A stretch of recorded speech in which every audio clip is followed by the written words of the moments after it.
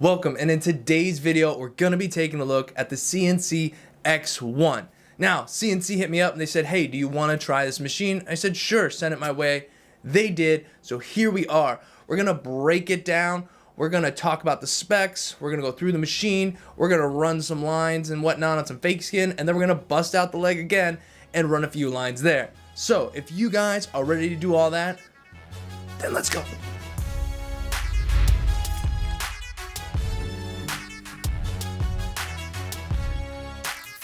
Alright guys, so here it is. I didn't open it yet. I wanted to set everything up, record this so we can have first impressions. So, nonetheless, let's jump into it. Here's the box it comes in, similar to our last CNC machine. So, let's get down to business.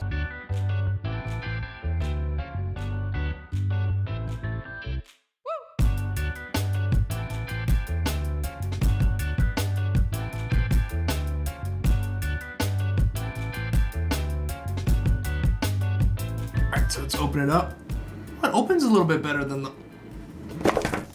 the last one. Okay, so in the box right off the top we have a manual. I highly encourage you read this manual. And we have some O-rings and an Allen key down there. Again, I'm sure if we read the manual, we're gonna know what that goes to. Lastly, here we go. The machine. Let's open this up. First, before we open it up, I want to say it feels pretty nice. Feels pretty nice. Ooh. Yeah, buddy. That looks nice. That feels nice. Weird to say, but it feels nice. It has a nice weight to it. It feels substantial.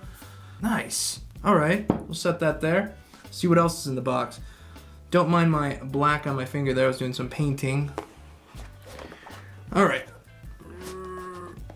Okay. And next up we have a clip cord. Nice. And a piece of foam. And some more foam. And inside of here, it looks pretty similar to the last clip cord they sent with the other machine with the CNC Q2. Very similar style clip cords here. Nothing really to say on this. Standard operation. So real quick, like I always do, I want to compare this to the other CNC machine that I've used, the Q2. I can't speak for any other ones, but the CNC Q2 has been awesome for me, and I'm looking forward to really trying this X1 and putting it through its paces as well. But here is a side-by-side comparison of the X1 and the Q2. Now the Q2, when I got it, I was surprised it was this small. This was remarkably small to me, but it performed really well. So I'm really looking forward to seeing how this one performs. On top of that, we'll take a quick look next to the Cheyenne. And as you can see, it's about the same height. Now, my Cheyenne, I shaved a little off because I modified some stuff. So it would be wireless, but nonetheless, it is about the same height as the X1. So no big change here. It's not some giant piece of equipment. In fact, in a lot of ways, this had a much smaller grip on it, whereas this has a little bit more of a grip. No big deal, we wrap these things in grip tape anyhow, but this feels really nice in the hand. It's got a nice weight on the backs where it just really, it feels good, okay? If you take a close look at the machine, you'll see it is equipped with a Maxim AMAX motor, and they left a cutout there so you can specifically see the motor, and you can see the writing on the motor. I thought it's pretty cool. It looks pretty snazzy. It has a really smooth feel to it. So before we go any further and mess with this machine and try it out and do all that stuff, we gotta learn a little bit more about it. So let's get to that. Okay, the X1 comes in at a length of 120 millimeters, has a grip diameter of 30 millimeters, a weight of 182 grams. It has a stroke of 3.2 millimeters. Needle protrusion is anywhere from 0 to 4 millimeters with a recommended operating voltage from 9 to 13 volts. The heart of the Maxim A motor is the ironless Maxim winding. You can find the X1 on the CNC website and is also available on Amazon. It comes in at $339, and I'll put a link in the description if you want to check it out. So with all of that said, let's get back to it. So let's set this machine up. Let me get some needles in here. We'll get a power supply on and let's hear it run. The CNC Q2 is compatible with most needle configurations, most cartridge types, different brands, though they do, like most companies, suggest you use their brand of needles, and that is Rain. I talked about them a little bit in my last video when we were stimpling, and I used their 3-round liners and thought they performed quite well. Nonetheless, these are the needles we're loading into our machine, so let's get that. Clicks in quite nicely. We can rotate our needle depth here. You're gonna hold this portion right here and rotate the back, or hold the back and rotate the front. However it works out for you. Here's where things get weird. I tell you to read the manual, do all that stuff, but at the same time, I'm going to break those rules. It says it needs to be hooked up to an RCA cable like this and ran to a power supply. But I stopped using this stuff a while ago. I have it, but I just don't use it because it's not how I operate anymore. Wireless is how I like to run. So if I'm gonna use this machine, I'm gonna have to break the rules, and I'm gonna have to test it out long term and see how it does. CNC does say that it could damage the motor, or at least make it run not optimal. So nonetheless, breaking the rules, plugging this bad Larry in there. I currently have that humming away at 9 volts right now. It sounds really good. It feels really good. It's humming very nicely. And that again is with that wireless power supply. They say do not use it. They don't suggest it, but there's a lot of things people don't suggest. I'm gonna break the rules. I'm sorry. I'll let you know how it goes. And as you can see, as we rotate this, we allow our needle to protrude further from the tube, allowing you to adjust your depth, adjust how much needle hang you have, and whatnot, just like you would with any other machine, rotating just like that. Now I'm gonna get to running this on some fake skin. I'm gonna get to running this on some real skin, but real quick, I wanna break this down and let you guys take a look at it. So if we take off our power supply, and again, that's our needle. From here, this piece breaks down into a few parts. There's a set screw right here. You can spin this all you want, adjust your needles all day long. When it's time to take this off, this piece keeps this sleeve over top. So what you need is just a very small, just a regular screwdriver, and all you're gonna do is take this out. Now the manual says don't lose this screw because there are no extras. And sure enough, as soon as I opened it, as soon as I took this off, I dropped it on the floor and had to spend 20 minutes finding it. So it's true, there's only one, be careful with it. What I found to be the best to do is take it almost completely out and then just give it one like half turn back in. And that will keep it there. And you can pop it right off. So that is your grip, and inside of here is the mechanism that your needle clips into and adjusts back and forth. To get that back on there, slide this back over, just kind of move it a little bit with a little pressure down. You're gonna feel it clip in like that. You can screw this puppy right back down. And it still adjusts, no problem. This just keeps anything from getting out of alignment, the grip sliding off, any catastrophes. And if we move along to the back, we have the Maxim AMAX motor. And if we start unscrewing that, really nice threads, super buttery smooth. I'm just gonna roll that out of there very carefully. And here you have what's inside. It's all greased up. It's a swash plate here. It is set to this right angle, and over time this may push down, and we're referring to over time. You're using it a little bit. They have supplied the Allen key here. This Allen key you're put in here, loosen it up a little bit, slide that swash plate up a bit, and snug it back down. And all that does is that spinning in there at a perfect angle and pushing this little piece in here up and down. They recommend every once in a while putting a little drop of oil down in there to help keep things lubricated and running good. So we'll screw that back together. Just put it back in there very carefully. Gently start screwing and it will go together wonderfully. So in case you're wondering, no, you don't only have to use Ray needles. Those are the suggested needles from CNC to be used. I did try several other needles in here and they all clicked right in and right out. No problem whatsoever. So now I'm gonna get this puppy wrapped up, ready to rock, and we're gonna get some fake skin in here and start running a little bit of lines and playing with this thing and see what she does. And then finally, we'll take it to the skin and see how she does there. Okay, so let's run this thing through its paces real quick. I have it all set up, wrapped up. I'm gonna start off by loading a common needle I use a lot, which is a 9-round liner with a long taper. And that loads in there really nice, really nice. Again, I'm gonna take that power supply that I was using before. I currently have it at 9 volts and I'm gonna set my needle depth. This machine gives you a lot of diversity when it comes to how much needle you want thrown out of your tube. You have a lot of clicks. It moves slow, which is kind of nice, so you can refine how you like it. Okay, I'm gonna run my needles like this.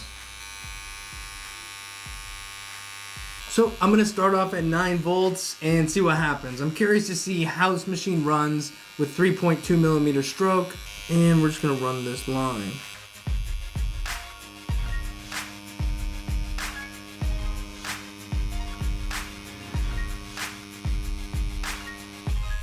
Now the line felt good, it felt smooth, it felt like it wanted to move, which was nice. So I'm gonna check to see how it turned out.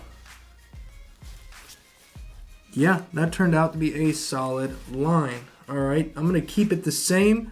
I'm gonna run it just a little bit, move my hand a little bit quick, and try to figure out what speed I need to be at to maximize my 9 volts. All right, let's do that again. I'm gonna try to move just a little bit quicker.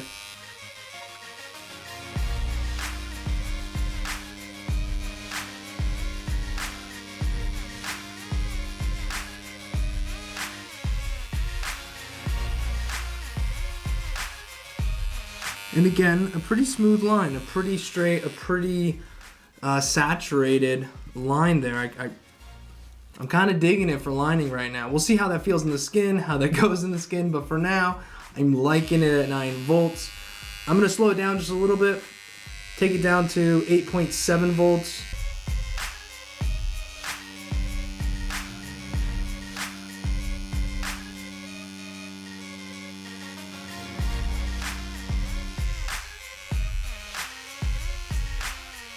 And it also performs quite well there. I'm gonna throw my needles out a little bit further.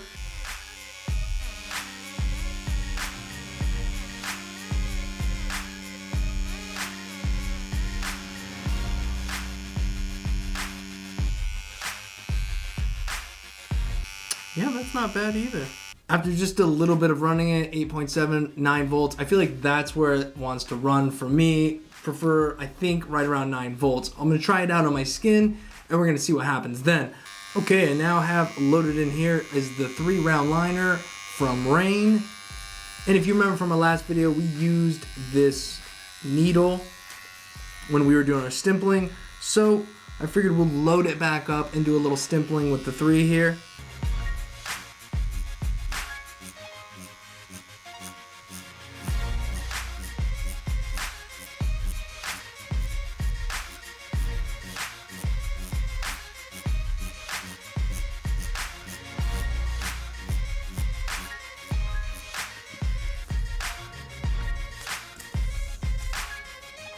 Now it's there, but it is pretty light. Now again, I'm running this machine pretty fast.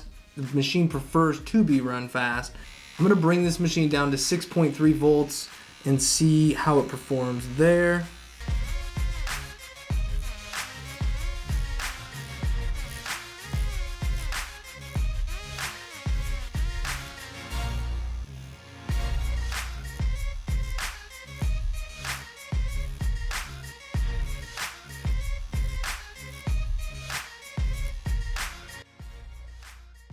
And as you can see, at 6.3 volts, you do start to get some stimpling, and you can turn it down a bit lower even.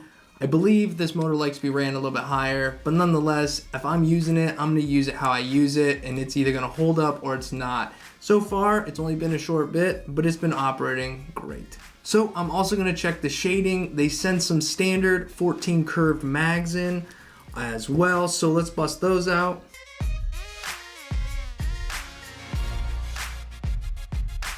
And it goes in, clicks in nicely.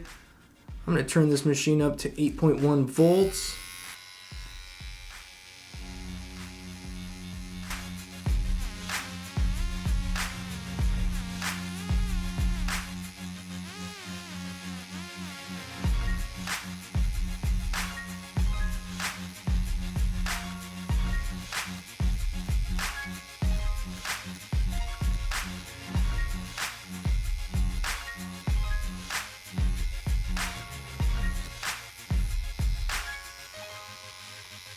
So there you can see we do get a nice little shading with this 15 curve mag. It seems to run fine. It felt good shading it. Again, we won't know anything until it's used. It's ran through some skin for a while and you really get an understanding of whether it's something you want to use every day or not. But for right now, I like it. So I'm gonna get a 9-round liner with a long taper, load it up in here, shave my leg, and we'll try this out on some real skin.